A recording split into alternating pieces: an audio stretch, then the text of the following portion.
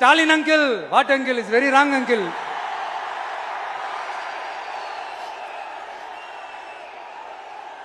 இப்படி தமிழ்நாட்டில் இப்ப நடக்கிற இந்த ஆட்சியினுடைய லட்சணத்தை பார்த்துக்கிட்டு நாம எப்படி சும்மா இருக்க முடியும்?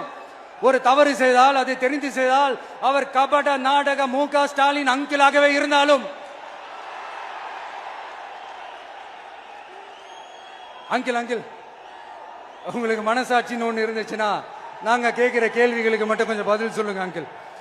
நீங்க நடத்துற இந்த ஆட்சியில நேர்மை இருக்கா, நியாயம் இருக்கா, ஊழல் இல்லாம இருக்கா, சட்டம் ஒழுங்கு சரியா இருக்கா, பெண்களுக்கு பாதுகாப்பு இருக்கா, பொதுமக்களுக்கு பாதுகாப்பு இருக்கா, இயற்கை வளங்களுக்கு பாதுகாப்பு இருக்கா? சொல்லுங்க மை டியர் அங்கிள், சொல்லுங்க. டாஸ்மாக்ல மட்டுமே இது வரைக்கும் 1000 கோடிக்கு மேல ஊழல்னு சொல்றாங்க.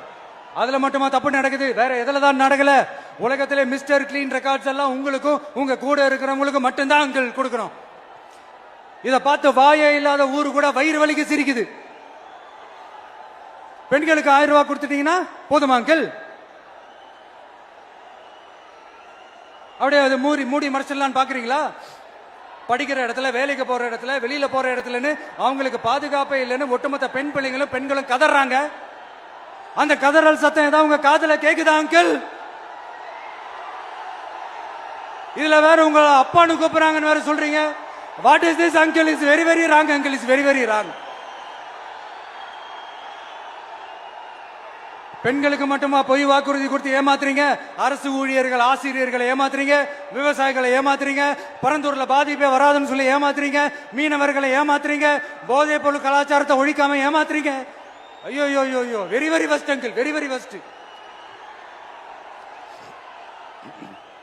எப்படி கேட்டாலும் இவங்க கிட்ட இருந்து எந்த பதிலும் வரப்போறதில்லை. ஏன்னா இருந்தா தானே. இப்ப ஆட்சியில இருக்கிற நம்மளுடைய அங்கிள் பதில் சொல்றது இருக்கட்டும். மக்களை நீங்க சொல்லுங்க, நீங்க உண்மையை சொல்லுங்க. செய்வோம் செய்வோம் செய்வோம் செய்வோம்னு சொன்னாங்களே, சொன்னதெல்லாம் செஞ்சாங்களா?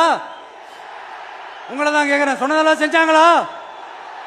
சத்தமா சத்தமா மை டியர் அங்கிள், கேக்குதா? மக்களோட சத்தம் கேக்குதா?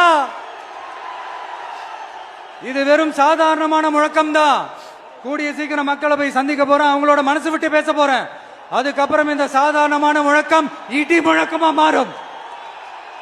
அத்தோட நிக்காது. அந்த இடி முழக்கம் தமிழ்நாட்டோட போர் முழக்கமா மாறும். அந்த போர் முழக்கம் உங்களை ஒரு நிமிஷம் கூட தூங்க விடாது. நடக்குதா இல்லையான்னு பாருங்க.